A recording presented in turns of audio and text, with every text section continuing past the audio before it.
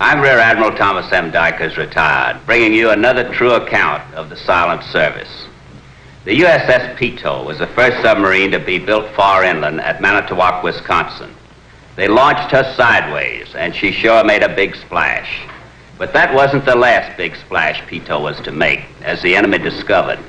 This is the factual story of her 10th and last war patrol, and of how it changed the whole future life of one of her officers.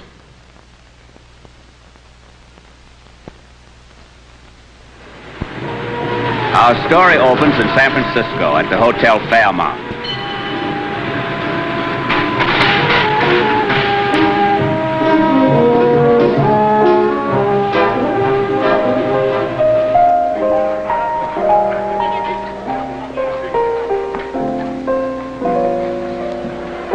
Bourbon soda, please.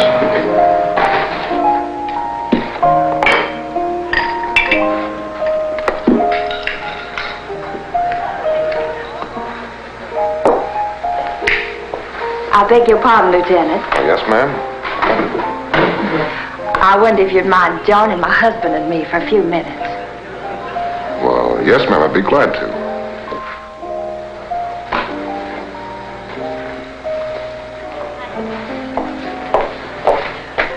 See, honey, I told you. I wasn't afraid to ask the lieutenant over. And I might just as well get to the point right away. My husband just got back from the Aleutian Islands. Somewhere along the way, they managed to lose all his luggage. The only uniform he's got is on his back. Well, I have a spare uniform. I'd be glad to lend you, sir. Oh, I know you just can't walk in and buy one off the rack. Not when you're our size. Well, that's mighty kind of you, Lieutenant. Laboon, sir. Jack Laboon. My name is Caldwell, and you've already met Mrs. Caldwell. Won't you have a seat? Thank you, sir. Laboon, didn't you play football at the Naval Academy? Well, that's right, sir. And lacrosse. What ship you attached to? The Peto, sir. Meet your new CO.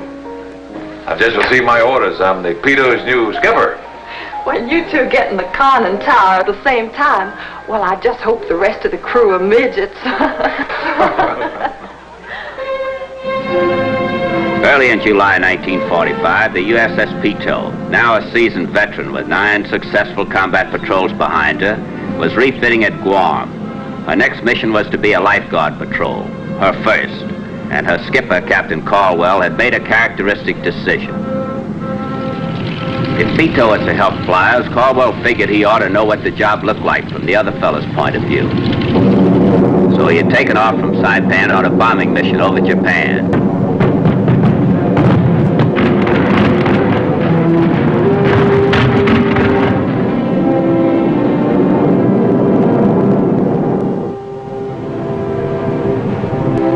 And believe me, it's a rough deal. There's nothing between you and enemy flak but an aluminum skin that wouldn't stop a BB shot. And crowded? Ugh.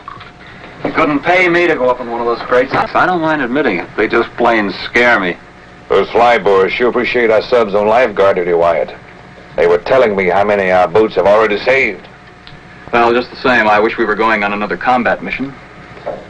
Well, there isn't enough enemy shipping left to make it worthwhile. For once, we'll be saving men instead of sinking them. Well, if we don't get our refit finished, we'll never make our next patrol. On 14 July, Peto departed from Guam, and 7 days later made her first recovery. On 30 July, Peto surfaced at dawn to resume what had now become routine, and somewhat dull and monotonous routine at that. The captain and Lieutenant Frank A. Cook of Rosemont, Pennsylvania, came to the bridge.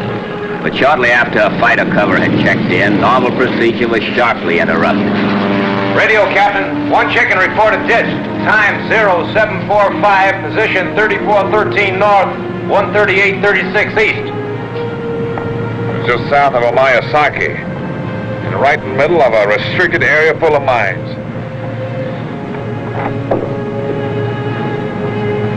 Notify fighter cover. We will proceed to area, but will be unable to enter it. Request El Toro to send jukebox to drop boat to ditched flyer. All ahead flank, right full rudder, come to course 190.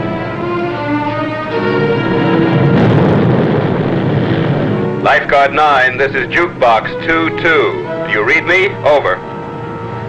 Jukebox 22, this is Lifeguard 9. We read you loud and clear. Over.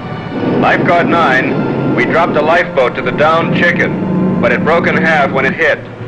Have notified El Toro, and they're sending Playmate 26. Over. Roger, Jukebox. Lifeguard out.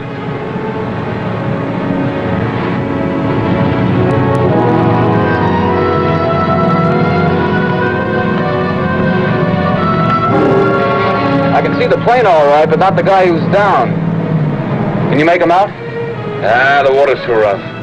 That dumb boat has got him spotted for them, though. Playmate 26, this is Jukebox 24. Come to your right a little. He's at about 1 o'clock on your present course. Over. Jukebox 24, this is Playmate 26. Relax, son. We got him square in our sights. Jukebox 24, this is Playmate 26. We got him aboard and all in one piece. Over. Playmate, this is Jukebox.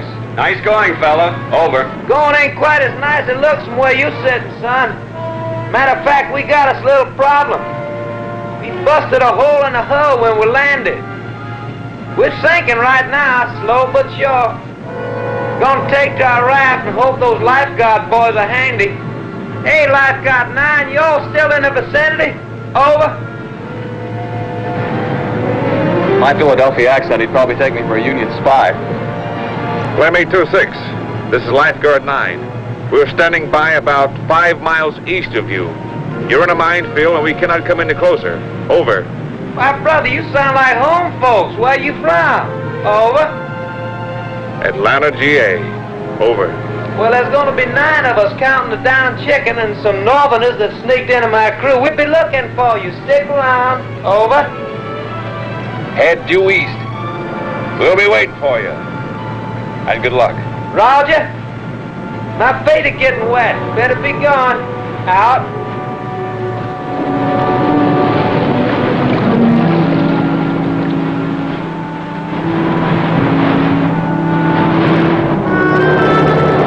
Lifeguard 9, this is Jukebox 24. Over.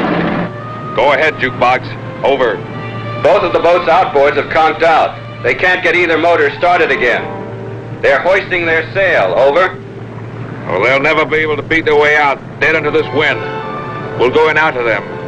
Out. Thanks, Lifeguard 9. Out. All engines ahead 1/3. Come to course 270. We'll have to take a chance on that minefield. Put 2 men on the bow, special lookouts. Aye, sir. For almost 5 endless hours, Peto crept slowly through the minefield. Meanwhile, the 9 downed chickens, their outboard motors swamped and their sail useless, had taken to the paddles. The best they could do against the violent headwinds was to hold their position, let alone make any progress. At 1700... Officers made to the bridge. Rig out the bow planes. Rescue party, stand by. Ready with those lines.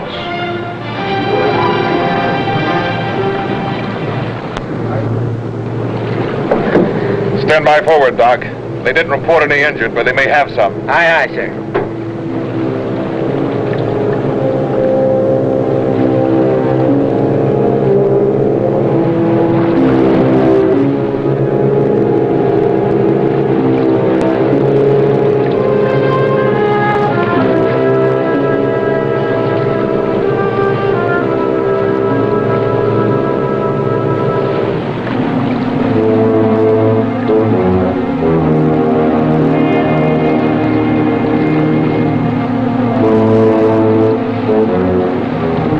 Captain. That's it.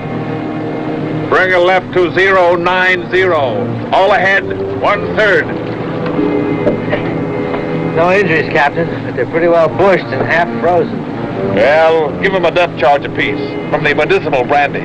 Yes, sir. That'll fix them. Radio, tell El Toro that we have 9 down airmen aboard. Request instruction. Aye, aye, sir. Everything's fine, Captain. No sweat, no strain. The Texas lab requests permission to come to the bridge. He and the others want to thank you, sir. Not now, Jack. Tell them once we get out of this minefield, we'll all relax and pat each other on the back. But it was well past midnight before anyone aboard Peto had much chance to relax. By then, she had successfully made her way out of the minefield and, according to the orders she had received, had transferred 9 grateful flyers to the USS Gavilan. Message from Admiral Halsey, sir.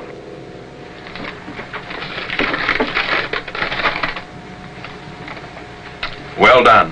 My hat's off to the Peto. Halsey. Put it on a bulletin board, Lawson. That's one for all of us. The next day, the Peto was enjoying a ringside seat 8 miles offshore for the job the Air Force was doing on Hamamatsu.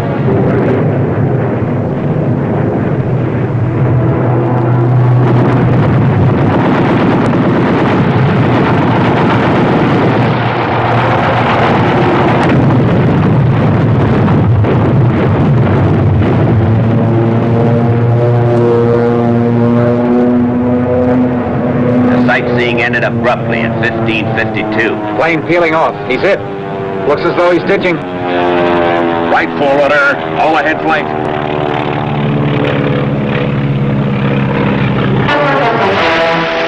The Peto raced towards the downed flyer and had him out of the water almost before he got wet. Nice going, Lifeguard 9. Exactly 5 minutes since he ditched. Thank you, over. You're welcome. A satisfied customer is our best advertisement. Out. Captain, can you come here a moment? It's urgent.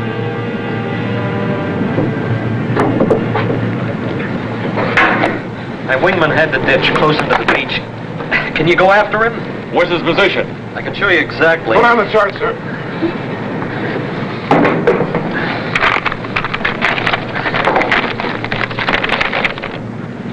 Right about there. He was swimming away from the shore. Within range of those coastal guns. Less than 10 fathoms. Lawson!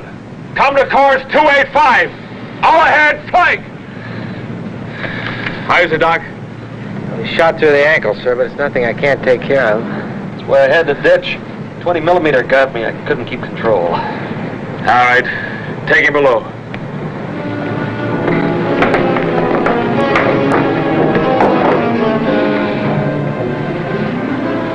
We'll draw gunfire from those coastal batteries as soon as we get within range. Get him out of the main deck. Aye, aye, sir.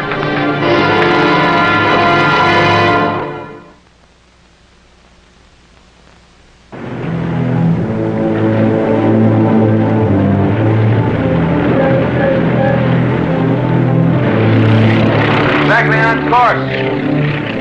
About 3 miles off the beach. I'll keep circling over him until you tell me you've spotted him. Over. Roger and out. It'll be about another 5 minutes before we are within range. I'm going down below to take a look at that flyer. Take over, Jack.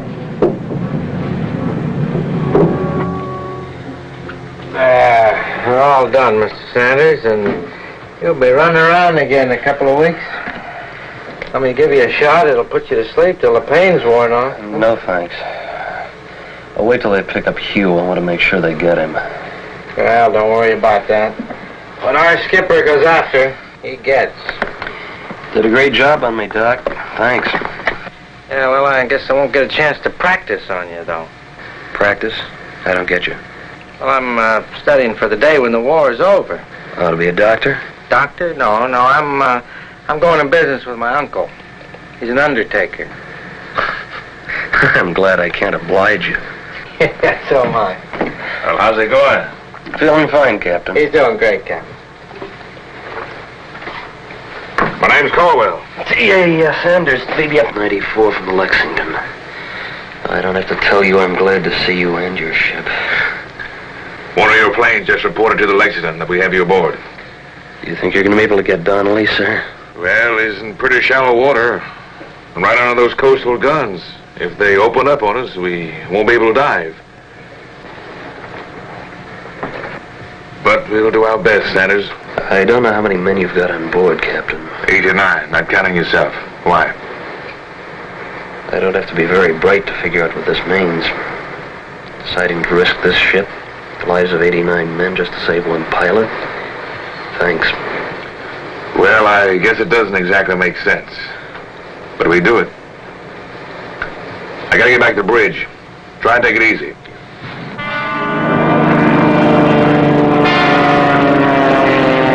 I see him, Captain. Almost dead ahead, about a half mile off the port bow. Fighter, this is Lifeguard 9. We've got him spotted. Over. Good luck, Lifeguard. I'm returning to carry, almost out of fuel. You've asked them to send 2 Hellcats to supply cover for you.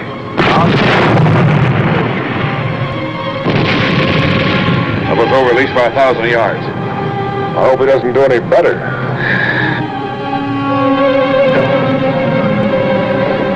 We'll have to put a man overside. Tie a lifeline to him. We'll try to pick this one up on the fly.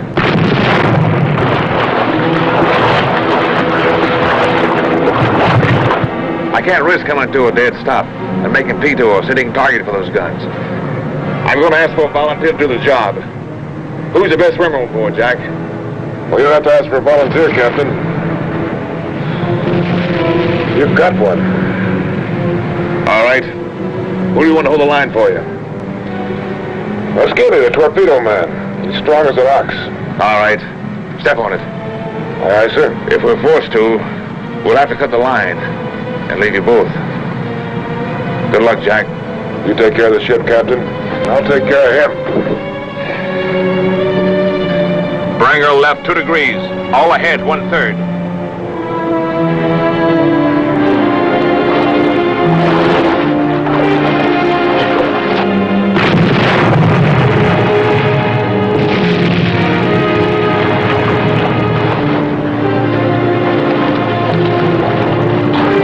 Steady as you go.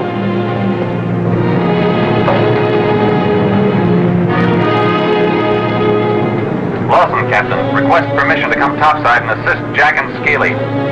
Negative, Wyatt. Nobody up here that doesn't have to be.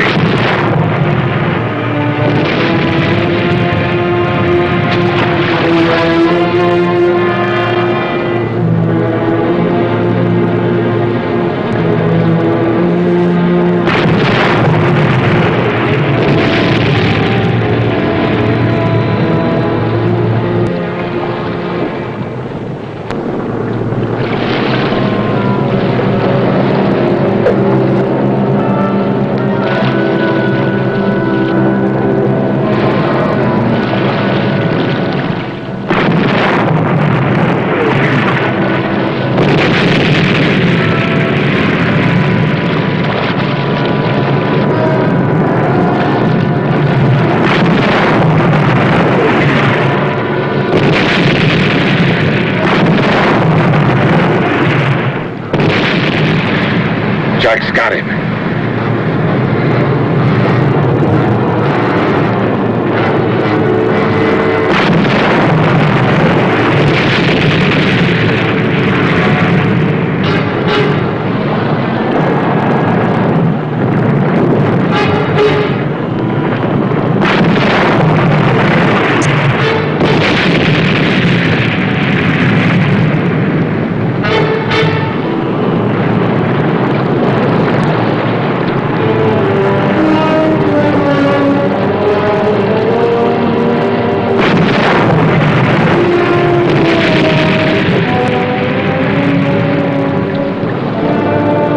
Come over and take the con, Mr. Lawson.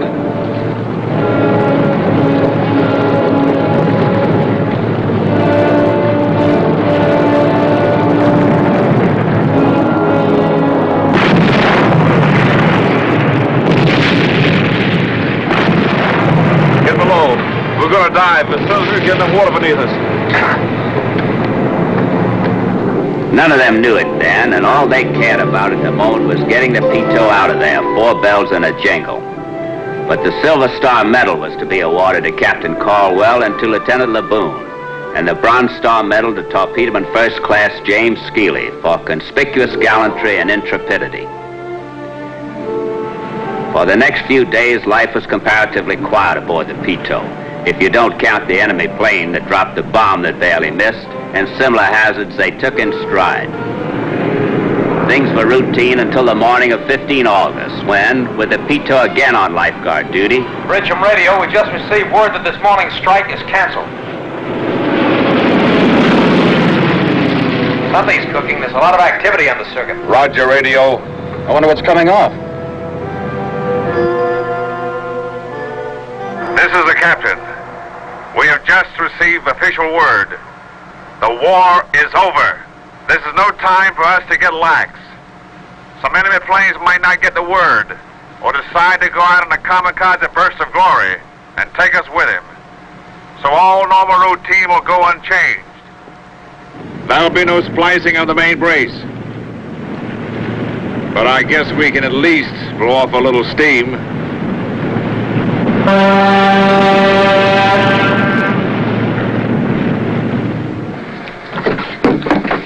Hi, Jack. Peace.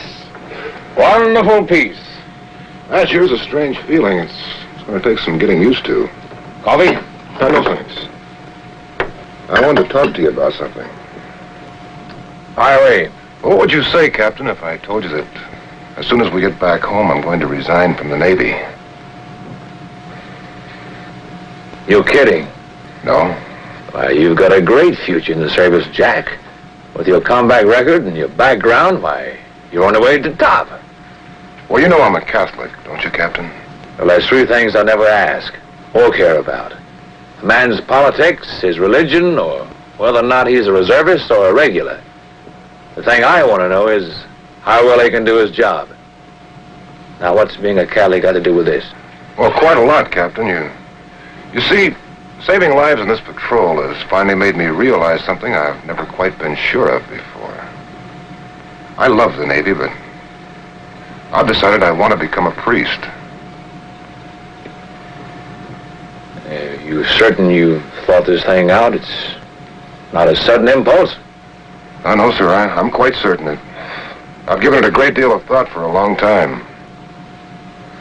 Well, if this was for any other profession, I'd say you're being a fool. But as it stands, you have nothing but my admiration, although I'm not a Catholic. I'd be proud to approve your request. Well, thank you, sir.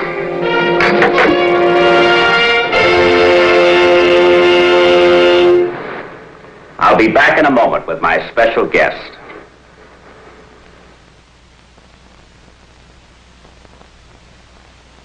And now it gives me great pleasure to present to you the former Lieutenant Laboon of the Peto, now the Reverend Father John Laboon of the Society of Jesus. Admiral, your reenactment of Peto's 10th Patrol has brought back a lot of memories. I'm very glad we were able to tell the story, Father Laboon, and I've been curious to know whether you saw Ensign Donnelly again after saving his life under fire. I haven't seen him, but I received a wonderful letter from him. He's Lieutenant Commander Donnelly now, and he wrote me from the Naval Air Station at Corpus Christi, Texas, where he's seen the news of my ordination in the paper. When were you ordained, Father? In 1956, after 10 years of study at Woodstock College. 10 years? Why, that's more than twice as long as the course of the Naval Academy. I don't mind telling you it's more than twice as tough, too. I know you've seen and corresponded with most of your former submarine comrades, Father Laboon. Don't you ever miss the Navy? I can best answer that, Admiral, by telling you that I'm now a Lieutenant J.G. in the Naval Chaplain Corps Reserve. So you'll be going to sea again? Well, as you know, sir, I'll have to have been ordained for 3 years before I'm eligible for sea duty, but I am certainly looking forward to it. When I told your former skipper, Captain Hugh Caldwell, that you were going to be on our show, he wrote me, "Nothing's changed about Jack Laboon but his uniform." Well, Admiral, at least Hugh Caldwell won't borrow this uniform the way he did my other one the first day I met him. We can be certain of that, and I'm sure that all our viewers join me in extending to you every good wish in your new calling. We've been honored to have you aboard with us on this show. Thank you, Admiral. Please be with us again when we bring you another exciting story of the silent service.